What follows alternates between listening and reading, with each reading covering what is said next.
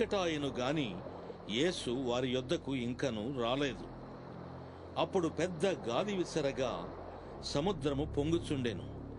వారు ఇంచుమించు 2 కోసుల దూరము దోణెను నడిపించిన తరువాత యేసు సముద్రము మీద నడుచుచు తమ దోణె దగ్గరకు వచ్చుట చూచి భయపడిరి.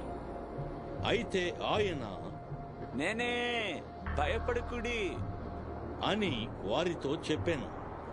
కనుక ఆయనను దోణి మీద ఎక్కించుకొనుటకు వారిష్టపడిరి. వెంటనే ఆ దోణి వారు వెళ్ళుచున్న ప్రదేశమునకు చేరెను. మరునాడు సముద్రపుటద్దరిని నిలిచియున్న జన సమూహము వచ్చి చూడగా ఒక చిన్న దోణి తప్ప అక్కడ మరి ఒకటి లేదనియు, యేసు తన శిష్యులతో కూడా దోణి ఎక్కలేదు గాని ఆయన